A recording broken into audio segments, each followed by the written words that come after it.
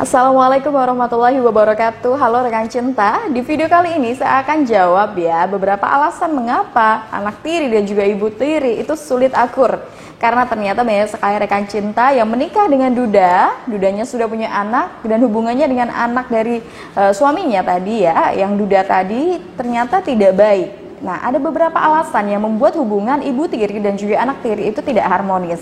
Alasan yang pertama adalah karena saling cemburu. Anak tiri berpikir bahwa kasih sayang ayahnya akan terbagi ya, bahkan dia tidak akan lagi diperhatikan oleh ayahnya.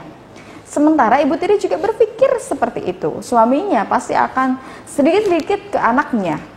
Dia tidak memperhatikan dia tidak memperhatikan anak bawaannya dengan suaminya terdahulu. Nah, kecemburuan inilah yang akan membuat satu sama lain akhirnya tidak akur. Kemudian yang kedua, berpikir negatif. Ketika anak tiri berpikir bahwa semua ibu tiri itu jahat, maka ibu tiri yang telah dinikahi ayahnya itu pun juga seolah-olah terlihat jahat. Meskipun dia bersikap baik, dia memberikan hal-hal yang baik kepada anaknya tadi ya, tetapi dia merasa bahwa ibu tirinya ini hanya modus saja. Dia tidak tulus sayang kepadanya. Nah, hal inilah yang akhirnya membuat anak tiri membenci ibunya. Ya. Atau sebaliknya, ibu tiri juga nih ya, melihat suaminya sering transfer uang ke anaknya, membelikan anaknya mainan, membelikan anaknya ini itu. Dia merasa bahwa suaminya itu terlalu sayang kepada anaknya, ya, tidak sayang kepadanya. Dia berpikir bahwa anaknya itu nggak benar-benar sayang pada dia. Anaknya itu masih berusaha untuk mempersatukan si suaminya dengan ibu kandungnya. Nah, ini juga bisa membuat ibu tiri akhirnya membenci anak tirinya tadi. Akhirnya hubungan mereka tidak bisa akur ya. Nah, kemudian poin yang ketiga adalah karena minimnya usaha suami untuk menyatukan istri barunya dengan anak tirinya. Terkadang kalau jalan nggak mau bareng. Mungkin dia ada waktu dengan istrinya ya, tetapi tidak ngajak si anak tirinya. Ini bisa membuat anak kandungnya maksud saya. Ini bisa membuat si anak kandungnya tadi akan merasa sakit hati. Kok ayah selalu pergi sama ibu baru gitu ya.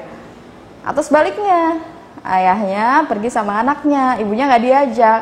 Akhirnya ibunya juga merasa, aduh gimana sih ini kok aku nggak diajak apa-apa sama anaknya. Jadi kalau bisa bapak-bapak ya udah punya istri baru, jangan lupa ya untuk mengajak mereka untuk interaksi bersama, entah itu jalan-jalan bareng atau makan bareng, itu penting. Nah, kemudian yang keempat adalah pandangan negatif orang lain. Terkadang orang lain yang ngompor-ngomporin akhirnya membuat hubungan mereka berantakan.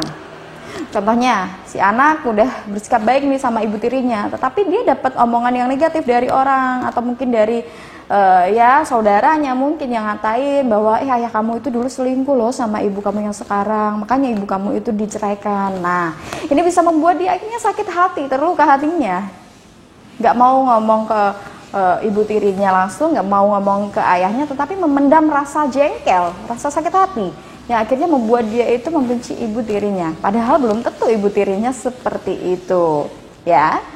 Begitu juga sebaliknya. Misalkan ya, ibu tiri ya mendapatkan omongan negatif dari orang, mungkin anak kamu itu nggak sopan ya sama kamu kayak gini gitu ya. Terus akhirnya terbawa nih ya, terpancing emosinya.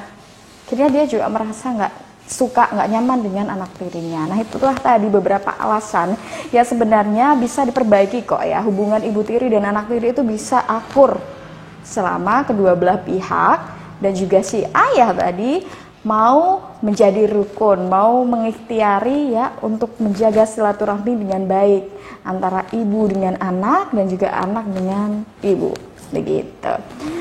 Nah, itulah tadi yang dapat saya sampaikan. Semoga dapat bermanfaat. Jangan lupa untuk terus saksikan video-video terbaru saya di YouTube channel pribadi saya, Nimah Ashifa.